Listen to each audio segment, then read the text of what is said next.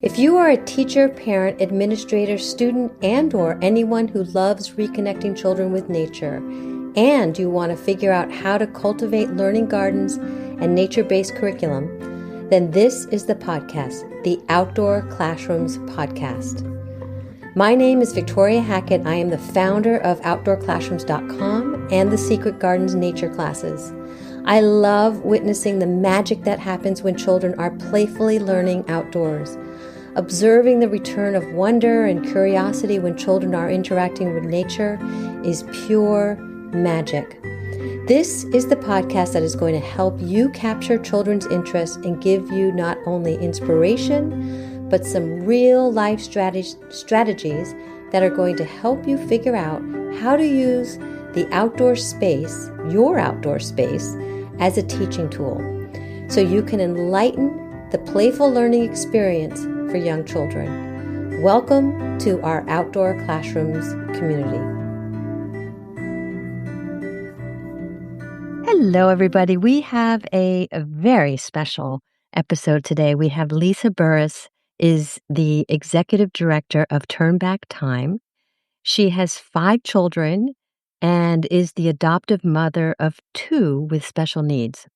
It is through her children that Lisa first recognized the fantastic effects that nature has as a great equalizer and healer. Lisa has created the concept of the nature-based education program for children of all abilities, building the infrastructure and business plan to make that a reality. So Lisa started the farm preschool back in 2012 with just 3 kiddos, a red shed, and a vision. She says it has been a true pleasure to watch as the program has expanded from there.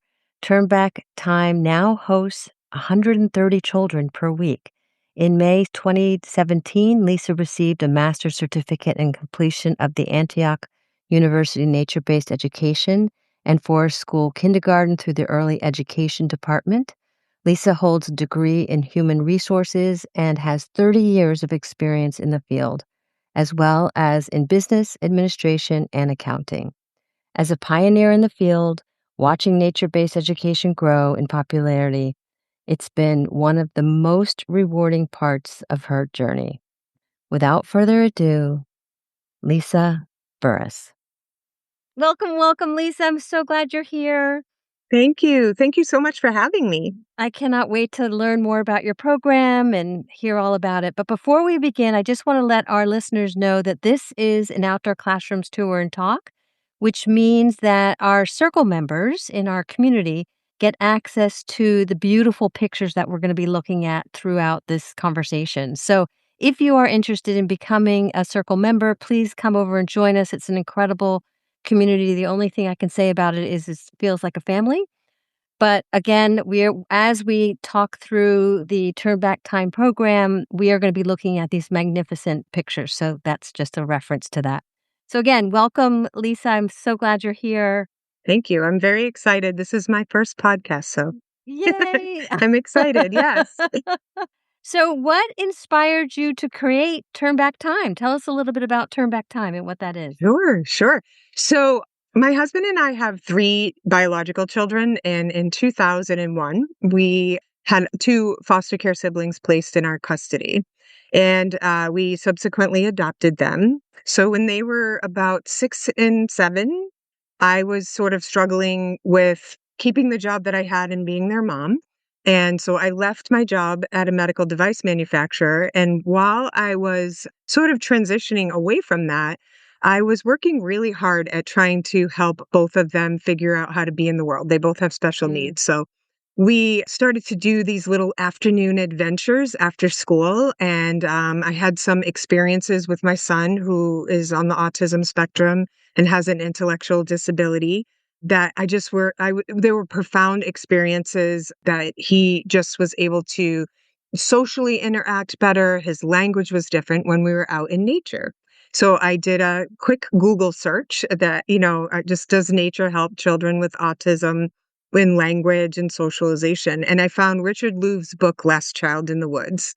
And I think that that book is just a catalyst for so many people who really understand how important nature is for children. And so once I started reading that book, my husband and I started having these conversations. We're both in our 60s about what childhood looked like for us, particularly when it came to outdoor play and free play. So I just said to my husband, I want to sell our house and start a program for kids with special needs. So we did. We had no idea what the program would look like, but we ended up finding this beautiful 58-acre property in Paxton and just started our program very small. Actually, the picture here is one of the children is what we call the pioneers. It was one of our first 3 preschoolers, Dylan, who is now in high school and getting his driver's license. But we just knew that we wanted children to have the same childhood experience that we did outdoors. And so we created a space that has grown beyond what I could even imagine. And that's where Turn Back Time came from. The name was just like, Mhm. let's go back to the way that it used to be for children, being outdoors, having some unstructured play, having some autonomy in their play, being able to take some risks and all of that. So here we are. So it was really your own children that Yes. sparked this sort of crusade forward. Yeah, Um, and I think that particularly my own children, but also really understanding. So my son in particular, I know a lot of children who are involved in scouts and different things like that. I actually couldn't leave him there. And I wanted to be a place for parents who had nowhere to go with their children. So right from the very beginning, our program was built on inclusion. So we knew Mhm. that we were going to be a place that children who struggled with challenging behaviors could be here and do it safely. And we've definitely done that. That's very much what we are known for, but we're an inclusion program. So we're not a program for children with special needs. Our program, we really believe, meets the needs of all children. Wow. And I mean, I think you've already answered half of these questions, but so thinking about just children today versus when we were growing up, why do you think that children need nature so much today versus, Yeah. more than Yeah. ever, I guess? Right. Well, I think we needed it back then, but we just got it naturally, right? It was part of your childhood experience for the most part. At least it was mine and it very much was Yeah. my husband's. But I think that, parents, I just want to say before I even say any of the following things that there is no judgment here on parents. But it's really difficult. Most parents are, 2 parent families that have to go out and work. And so it's really difficult to figure out how to be able to get kids outside for the recommended amount of time. I think that that's one thing that is very challenging for parents. I also think that we've become a risk averse society. So we're very afraid of allowing children to take risks. And we actually believe that risk is very beneficial. I think that there is a mental health crisis that children are facing. I think there's a childhood obesity crisis that children are facing. And so when we run our programs, I always tell people like think of a big umbrella. So the overreaching goal is play. We want kids to just get outside and play. But under that umbrella of play, we're trying to meet all of those needs. We want to raise some environmental stewards and some farmers because that is a dying population. I think the average age of a farmer at this point is somewhere around 59 or 60. And if we don't Wow. have farmers, we're not going to have food. So Yeah. all of those things I think are really important. And I think in a technological society where we value technology so much, some of this outdoor time is vanishing and Yeah. children need it so much. And I actually think we're seeing the consequences of it. What does Richard Louv say that we don't have attention deficit, we have nature deficit? I Yeah. think that's a little bit of an overarching statement, but I do think it is a little bit true because when we have a child with ADHD that comes to our program and is really struggling in a typical education setting, they actually thrive here. Yeah. They not only do Yeah. they do well, they thrive here. They're Yeah. like the leaders and because they have this opportunity to move their body and Absolutely. Yeah. Yeah, absolutely. And what I love, and I just want to clarify that your campus is a farm. yes. So maybe not everybody knows that, but you are a farm in Massachusetts, kind of close to Worcester. Yes. So So we're just about probably just only about 6 or 7 miles from Tatnick Square. which was really just kind of really interesting because we had looked at so many properties and we feel so fortunate to have found a property that suited what we needed so close to Worcester because Yeah. it really is an opportunity for children in Worcester to be able to have an experience like this. I think a lot of rural children do get to go outside and play Mhm. often, just in their backyard, but here we're so close to Worcester and we're very grateful for that. So we have 58 acres and we are a farm and forest school. We're very much a hybrid of all the, all the nature preschool, the forest kindergarten, the farm school, all of those things where we kind of mesh them all together. So we have a pretty extensive trail system. We have a really small waterfall. We have the kindergartners picnicking at the waterfall today. We have an active beaver pond. And then we have the farm, which has chickens, ducks, turkeys, some goats, rabbits, horses. And then sometimes we'll have pigs and different other animals that we raise for food. We don't have them right now, but we can occasionally do that as well. Wow, that is amazing. And it's just amazing because 'cause you're right there. So you've spoken a lot about just the benefits of being and spending more time outside and how nature's supporting children's social, emotional. What about just nature-based education and, when children come to you, what you Yeah. said you were saying you do a lot of, blending. Can you Yes. tell us a little Yes. bit more about that?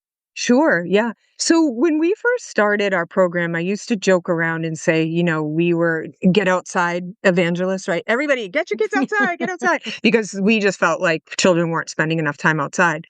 And actually, after the pandemic, during and after the pandemic, what we really started to embrace was that nature is actually a legitimate way to teach children, right? So you can meet all of the state early childhood frameworks and standards outside. So we really embrace place-based education, emergent curriculum, and we're meeting our kindergartners have already met all of the kindergarten standards about 3 weeks ago that they would meet in a regular classroom, but we're doing it outside. And so what we've done is we've actually really worked hard over the years at developing a way for teachers to figure out how they're doing that. So we do a lot of photo documentation. And then once we do that photo documentation, then we're able to kind of back into all the standards that we've met. That also helps us so that when we get towards the end of the year, if we've missed some that don't come up, naturally on the farm, that we're able to kind of integrate them into our curriculum. Mm. I know the kindergartners just created a small society, a town in the forest, and did a lot of map making, and they made their own flag so that we could get some of the civic Yeah. standards that you need to meet in there with them. And so, yeah, we really utilize the space that we have here to document meeting the standards. But we know now, and I think a lot of organizations, a lot of schools have figured out that, especially in early childhood, it is very easy to meet the state Yeah. standards. Yeah, that's beautiful, beautiful. All right. So your inclusion, you've talked about that. Tell me more. Tell me more. Turn back Yes. time supports that the all Yes. children. With Yes. tell me more. Yeah. So, as I said, very much from a personal motivation, I knew that this program was going to meet the needs of children who struggle with challenging behaviors because I could see the difference with the two children that we adopted in their behavior when they were outside and very much allowing them their own autonomy in the space. We've developed really strong policies and procedures. We actually had a doctoral student doing their dissertation here a couple of years ago, and she told us that we're one of the only programs internationally that's built on inclusion. And one of the tricky parts of this is that nature-based education is going to draw a parent with children who struggle with challenging behaviors to them because children do better outside. And so what happens is when those children are drawn into that program, the program then isn't set up to meet the needs of the child. And then you get into some tricky dynamics because the program wasn't ready for that. And I think I did a keynote and I said, equity and inclusion in nature-based settings, not if, but how. So in my Mm. opinion, this isn't a question that we should be saying like, "Oh, are you a good fit for our program?" or "Are we gonna take kids with challenging behaviors and special needs?" I think it should be, "We are absolutely gonna do that, and how are we gonna do that? How are we gonna build policies and procedures?" So, some of the things that we do here that are really kind of a flagstone of our program is, we actually only have 3 reasons for rules. So we start with creating a yes culture. So if you are being safe, respectful, and responsible, we're going to try to figure out how to let you do what you need to do here. And that I think really helps children to feel like they have some choice and Yeah. autonomy and they are able to manage themselves better. The other thing that is really important for us here is that we believe that behavior is a form of communication 100% of the time. And so if a child is behaving in a way that's unexpected or not what you were hoping for, it's probably because they have an unmet need or they don't have the skill to do what you're asking them to do. Mm. So we have very low ratios. Our ratios for our program are 5 students to 1 teacher. And Wow. what that does is that allows some extra space and time for us to teach skill and to really be close by when we know we might have a student who might be impulsive or aggressive and really helping them to work through some things. And we actually teach collaborative problem solving. So we teach them, "Hey, what's going on here?" and try to help them be part of the solution. Mm. So I have a perfect example of a little boy who was really struggling with getting in line and would get in line and kind of do the domino effect to everybody else in line or he would run away. And so I said to him, "Hey, I noticed that you're having a hard time." Cause I'm like, okay, there's something going on. It could be easy to say, "No, we're not doing that. We're not bumping into our friends," and just keep giving this directive, but it's happening every day. So Right. there's definitely something going on. So I asked him what was happening, and he said, "Every time I get in line," I actually said it like this, "Every time I get in line, someone bumps me." And I said, "Oh, so how about if when you get in line, you and I can be the caboose and we stand back so no one can bump you?" And he literally never ran away and never bumped into his friends again. So Yeah. there was like a need there that he wasn't able to express without some conversation happening. So I think that's really important is to look at the lens of behavior as like, okay, what's behind this? What's underneath it?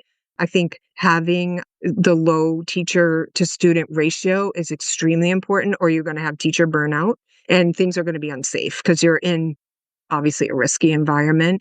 And then you're teaching children that we're building trust in relationships. So if you want to do some of these risky things like use tools or play on, climb the tree, then you are going to have this relationship of trust or we can't make that happen. And then the last part of it is just, we don't use certain types of language. So we don't say be careful or we don't put kids up in trees, we don't take them down. It's very much like, what are you capable of right now? And tell me, what's your plan? Like, how is this going to work out safely? Have you thought this through? So I think really making them part of the decision-making process on what Yeah. happens really leads to these amazing teacher-child relationships that you can really help to, deal with some of the things that might come up. Yeah, it's beautiful.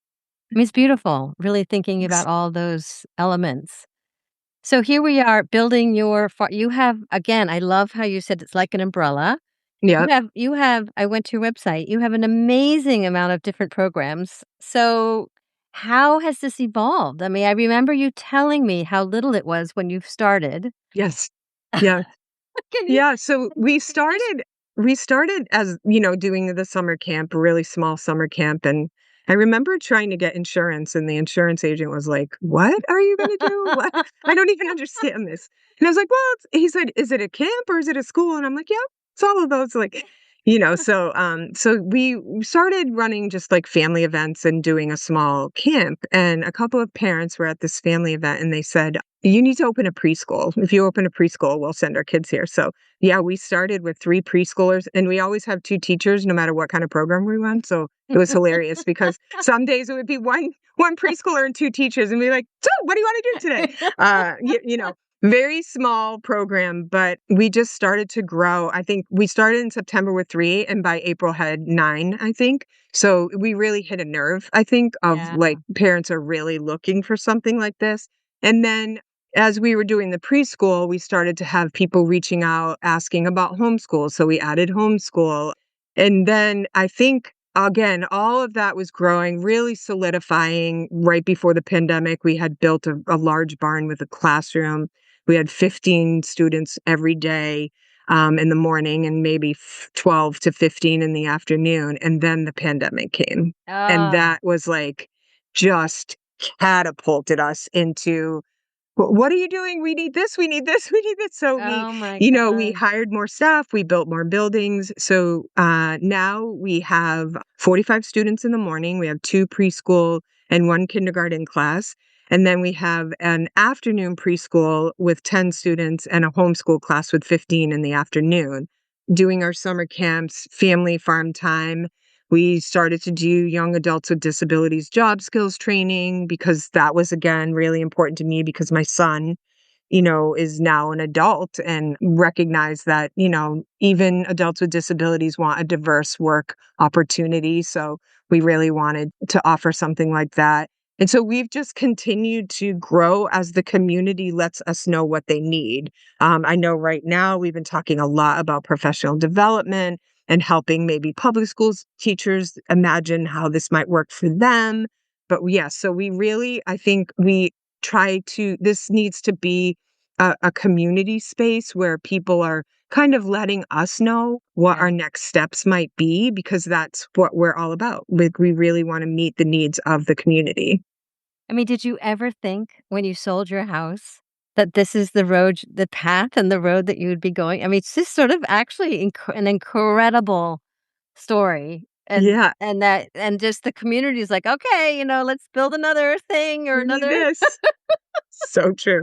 I don't even know what my expectations were beyond I really believed, though, that there was gonna be a need, that we were gonna meet a need. I really did believe that. I Yeah. don't think that I ever and I had so much passion for it, and I think that really drew people in, and I remember when we built the barn in 2018, I was talking to a teacher at Bancroft School. Their seniors did their senior projects here every May, and I remember telling him that I just felt like the barn really meant something for who we were. And I just kept taking my hands and lifting them up like I was building the barn, with this Yeah. motion. And I said, Yeah. I don't know why I keep doing that. And he started to laugh. And he said, because I think what you understand is that all of us who were really all in with you before this building was built, we now know that this is permanent, that you're here to stay, that this is not going away.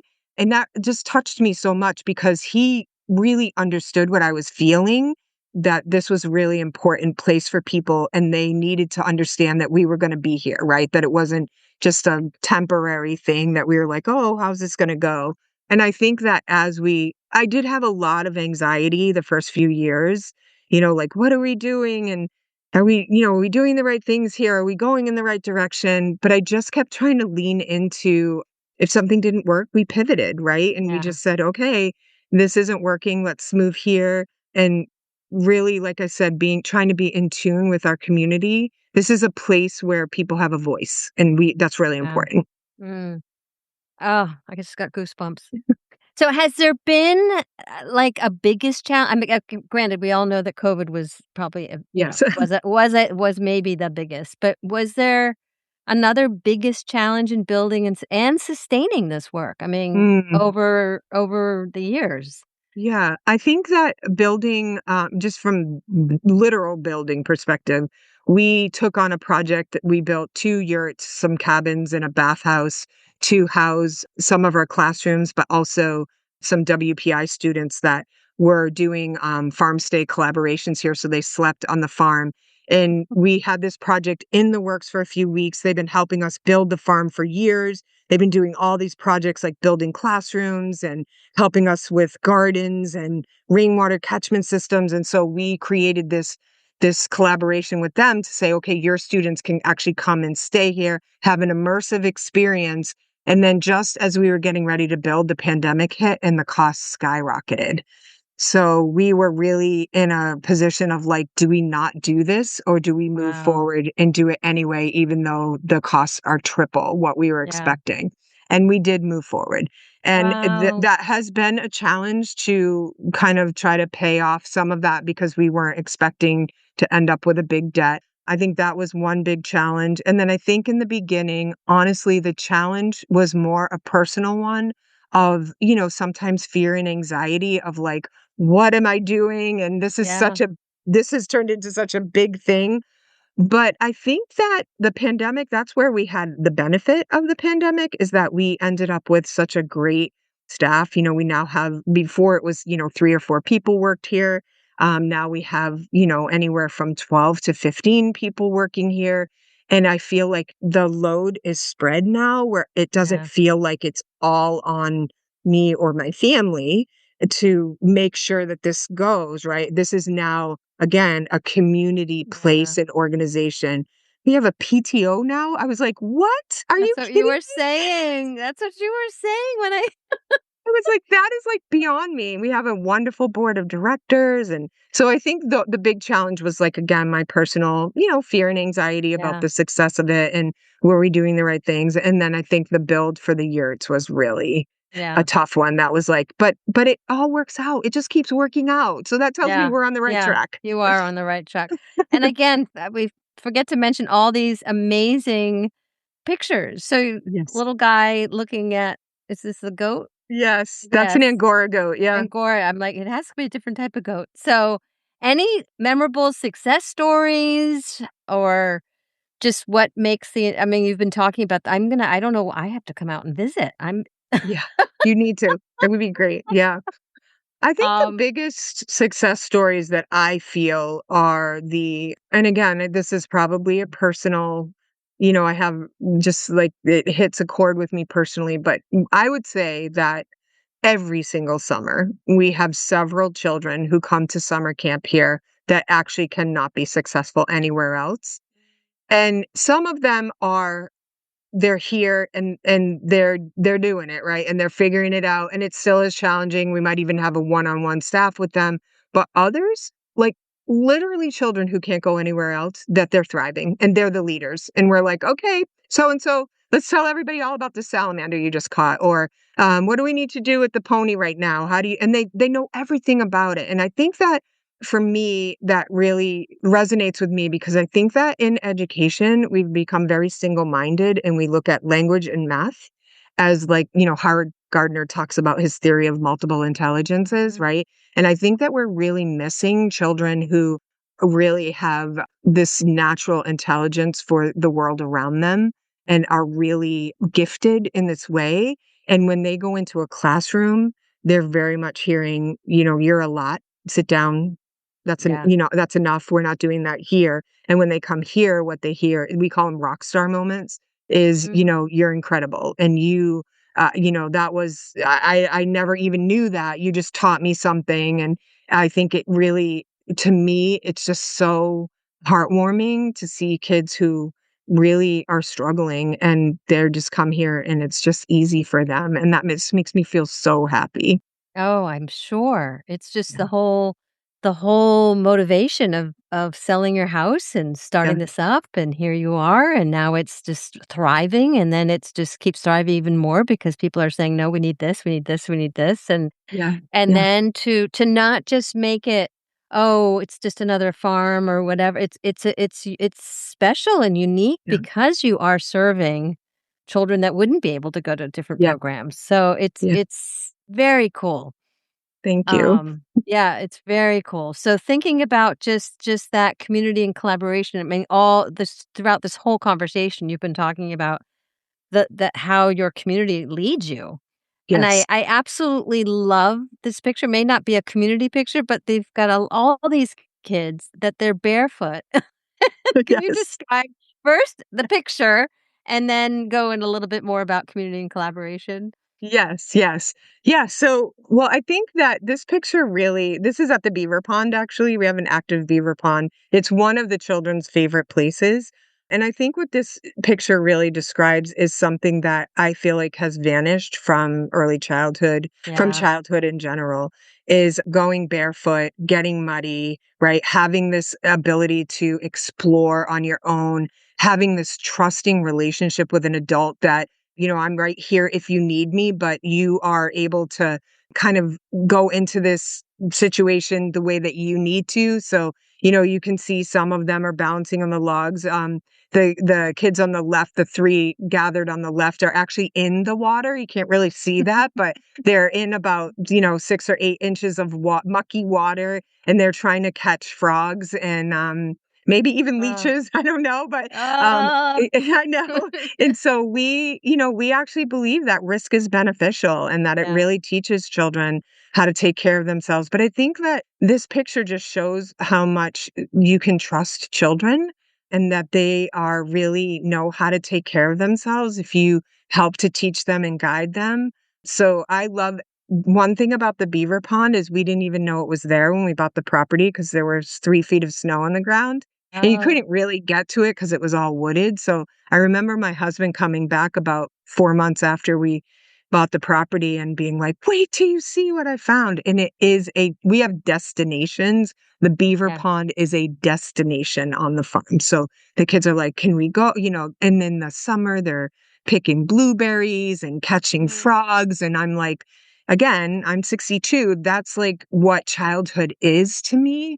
And I feel so grateful that we can offer that to children and very, very thankful. So, yeah. So I think with the community and collaboration, we would never be where we are without community.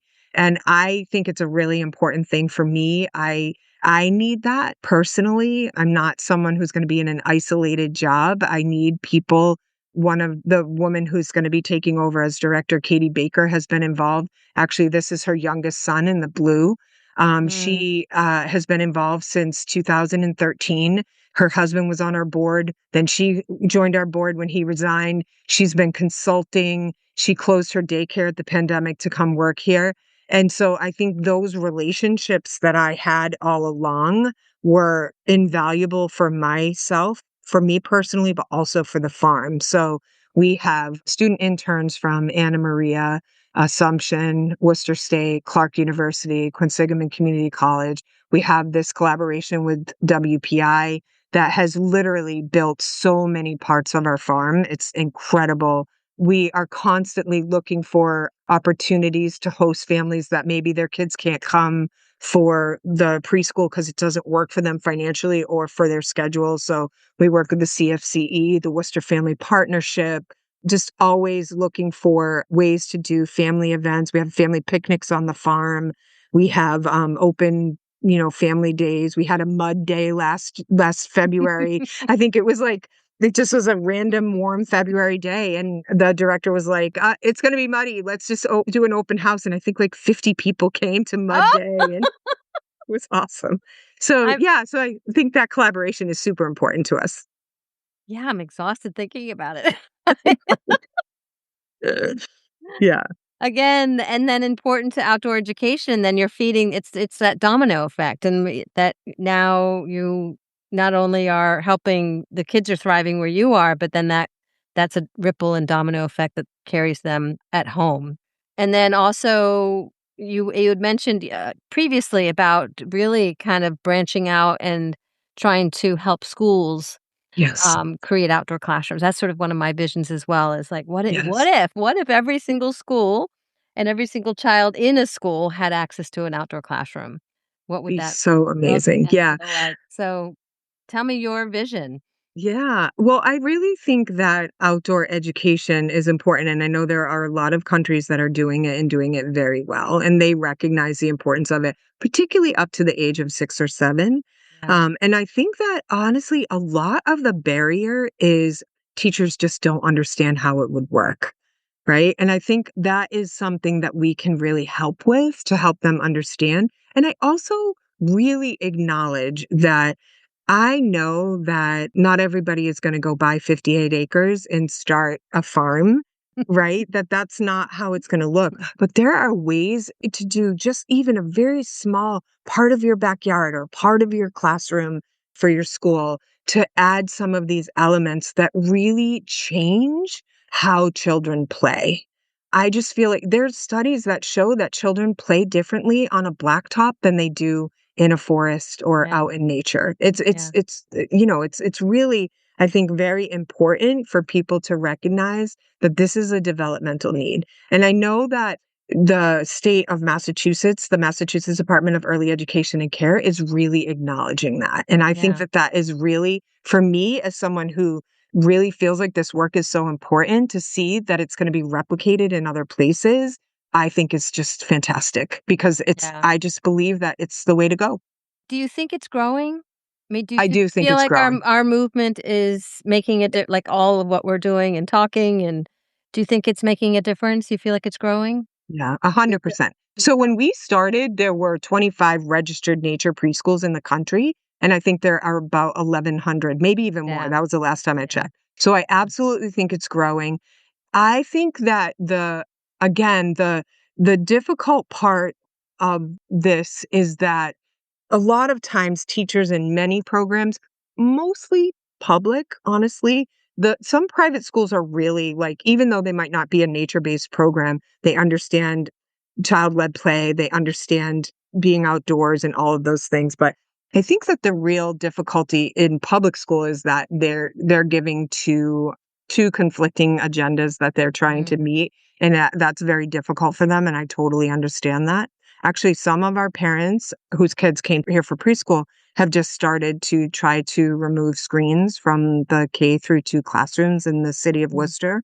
And I think a lot of that was inspired by the early childhood education that their children got here and the way that they recognize the Yeah. importance of Yeah. that play and stuff. So I do think it's growing. I do think that we can't give up though, and we can't release the pressure because I do think Yeah. that the pendulum always swings, right? And if we don't really stay on this, that I feel like it can just swing, right Right back back into again. the, Yeah. yeah, Yeah.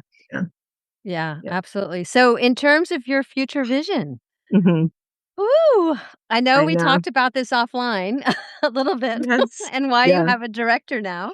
Yes. Um, can you tell Yeah. me a little bit about your vision for the future of even outdoor education, but also your dreams for turn back time? Yes, yes. So our staff has grown, and I definitely, the farm really consumed more than a decade of my life. And if you can only imagine from what we've discussed today in a really big way. But I am so grateful now that we're spreading that is kind of being spread out among multiple people versus just me. And so, yes, we have Katie Baker is the acting director of Turn Back Time. I'm the founder and executive director. So I handle now a lot of the financial and registration stuff. And then Veda Blue is the assistant director. Both of them have their master's degree in place-based education and a certificate in forest kindergarten and nature preschool from Antioch University. So they are 100% ready for to continue because this is going to be right my life's work. That sounds so corny, but I No, mean, it it's is. not. This is It's my not. legacy, Yeah. and I don't want it to disappear when I retire. So I think I'm so grateful to them.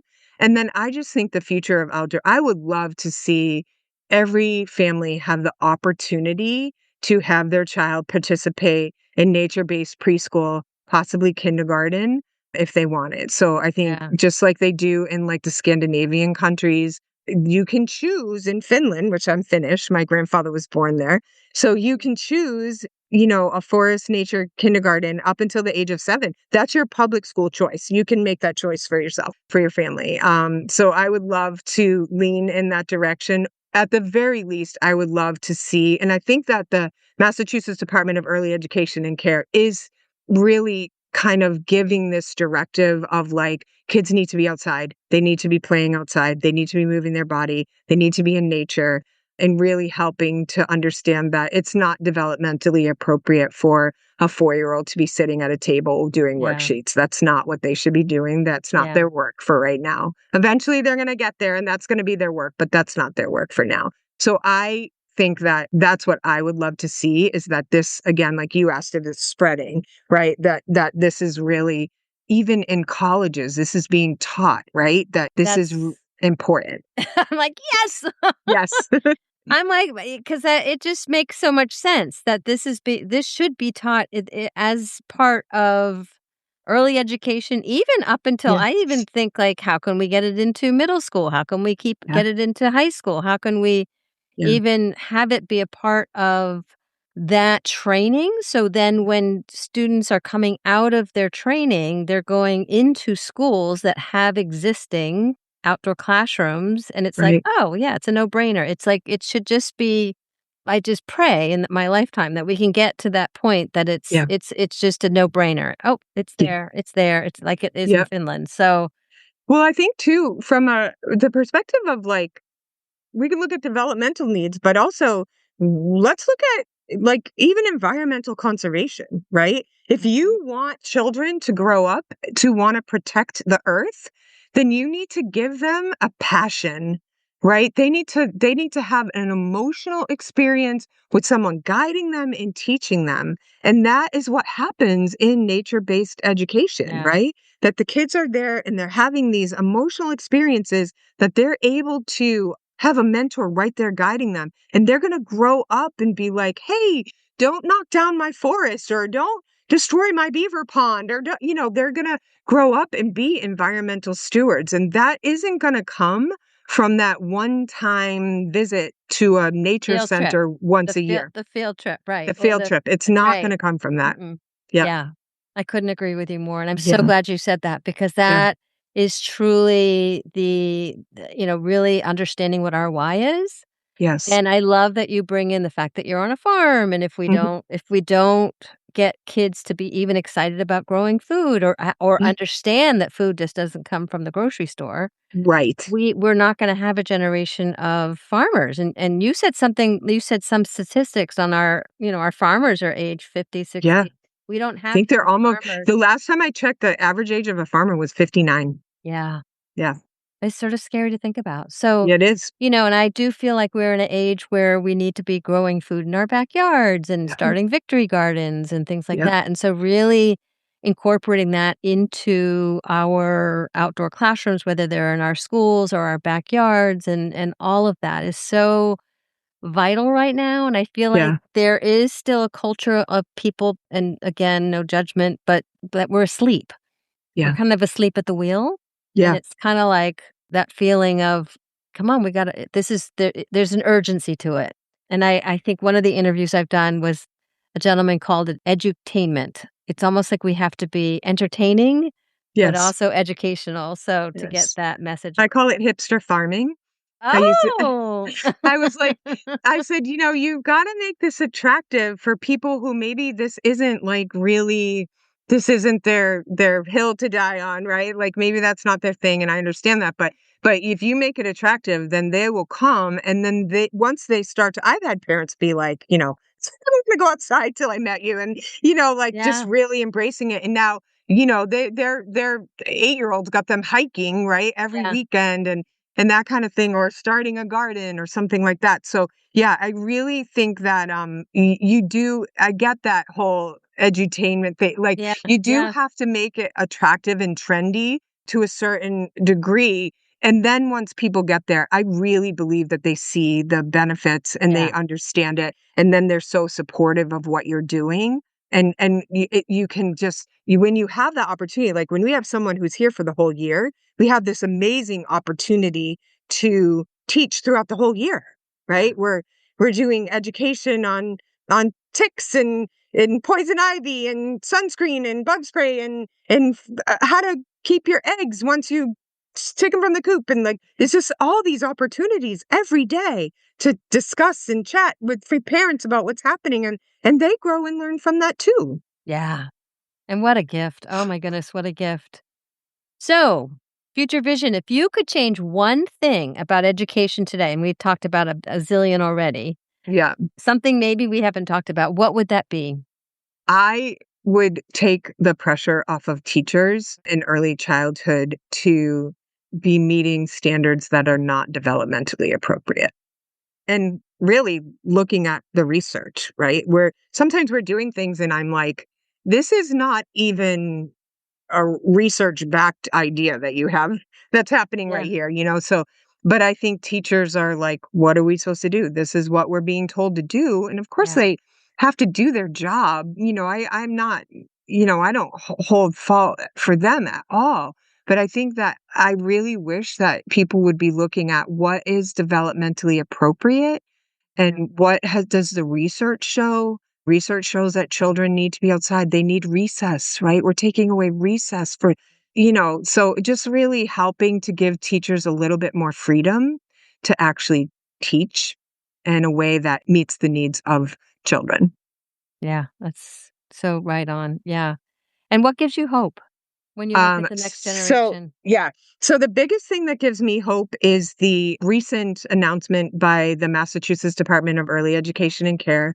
They just started this initiative called Outdoor-Start, and they actually have this website that educators can go to, parents can go to. But it's the reason that I love it is because it, first of all, addresses the issue that children need to be outside and playing. They need more play. Play is learning. Play is their work. That's how they do everything. That's how they learn, heal, grow, all of it. And then it gives the research that says why this is really important. It gives resources for parents and teachers to go to.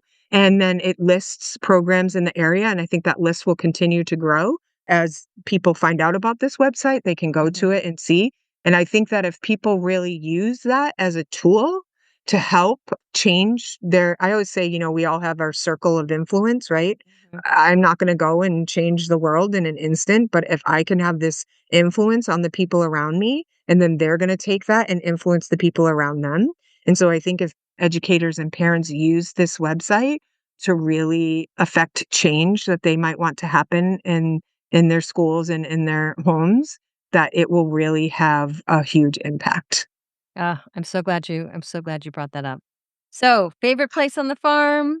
Waterfall, 100%. I mean, it isn't even 2 feet. It's just so small, but it's just I don't know, it's just so The peaceful and sound and the it's yes, incredible yes. that you have a waterfall in Worcester. I know, right? Favorite season at Turn Back Time?